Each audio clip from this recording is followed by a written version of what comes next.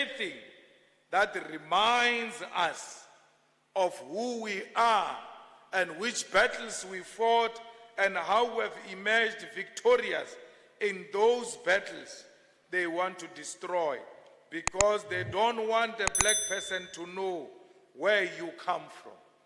They want to tell you about you. They want to tell you about your own history, because if you are taught the correct history of the black nation, all of you will rise and defend the gains of those who came before us. Comrades, the people of Mkhanya Kute are being removed from their land. Electricity is unreliable. There is nothing that is given to black people without a hassle. Yet we call this a land of our forefathers. We must, through this organization, build a strong, formidable force which will ensure that our black people are proud of who they are and do not regard themselves as subjects of colonialism and imperialism. A soldier who carries a gun without a political theory is a potential criminal. So we don't want you to come here and you have no political theory except sloganeering and factionalism. Because the vanguard party of the left will never be built by the people who do not even know what constitutes a working class. Because we first have to know who are we representing. We can only know that through Marx's theory of negation of negation.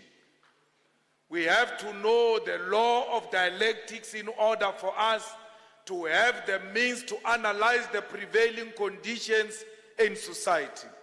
In the absence of Marx's theory, we will never understand what is the problem in eThekwini municipality.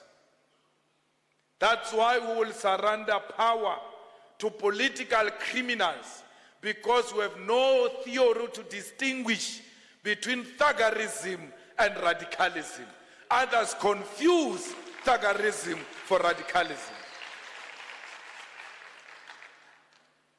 There is nothing revolutionary about anarchy. And many people think anarchy is the revolution. Anarchy is the highest form of disorder. And revolution is led. And disorder will never be led. A disorder people do as they wish. And we are not an anarchist organization. We are a revolutionary organization guided by revolutionary theory of dialectics, which must always find resonance when we meet together like this. They must know that our peaceful means to democracy and economic freedom does not equate to cowardice. We are not cowards. We are peaceful. We seek justice. But those who take our peacefulness for granted will know us for who we are. We will make them meet their maker before their time arrives, because we will not be silenced through violence in our own country.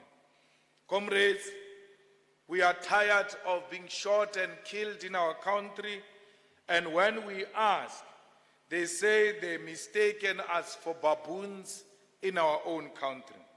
Children get killed because they are accused of stealing meal or all manner of things in the farms, yet there is no radical response to those who kill our people. Comrades, if anything, they are trying by all means to silence the radicalism and the militancy of our people. They want to stop revolutionary songs. They want to suspend and destroy everything that demonstrates the heroism of black people. If we allow them to silence revolutionary songs, you must be guaranteed that one day we are going to wake up and will be told the name Shaka Zulu resembles violence and therefore should no longer be called in South Africa. By so doing, they will reclaim and rename all the airports and everything else that we've named after our heroes. The country has collapsed. We are on an autopilot. We don't know where the pilot is.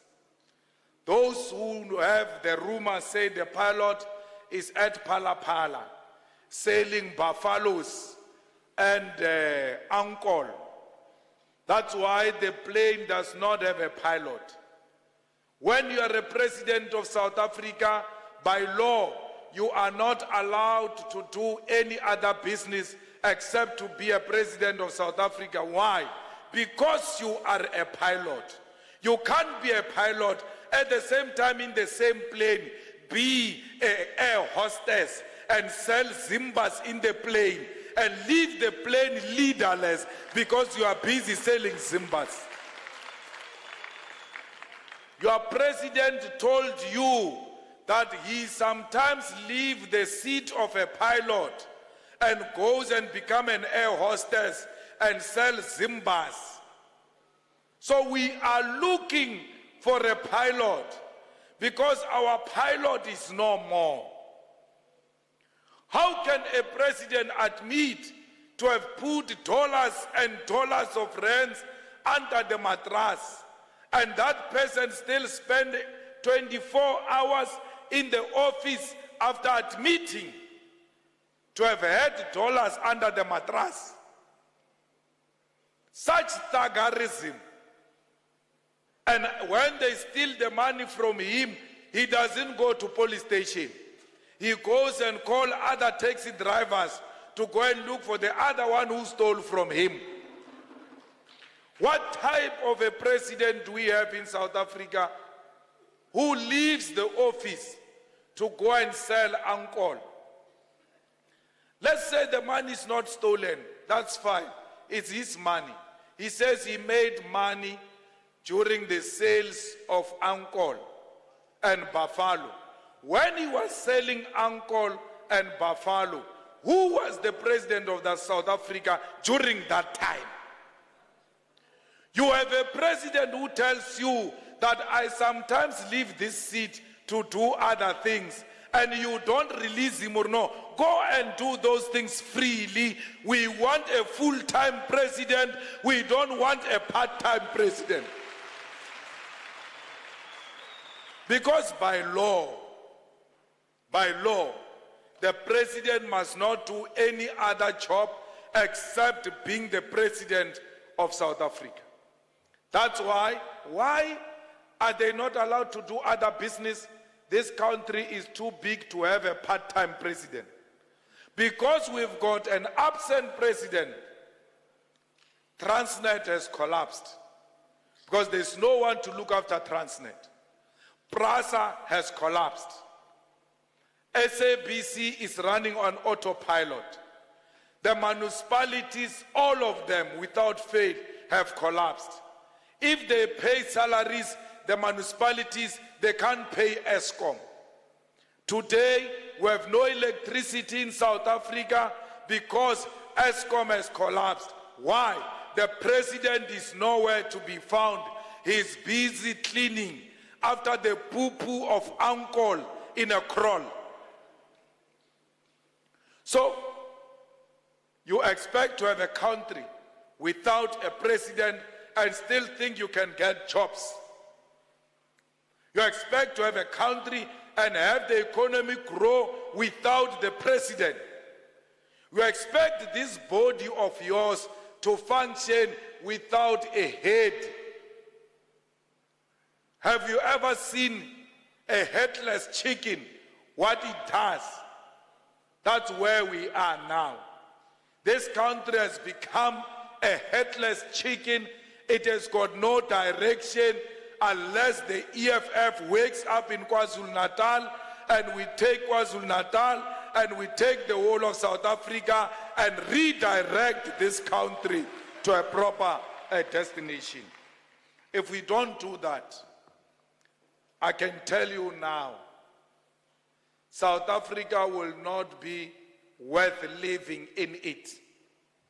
These people that you have insulting, saying Zimbabweans, saying Nigerians, saying all manner of things, you are next. Your country is going to become another failed state. And when this country becomes another failed state, you are going to live here into other people's countries to look for greener pastures. We must stop that. South Africa must still prosper, and it must prosper without the ANC.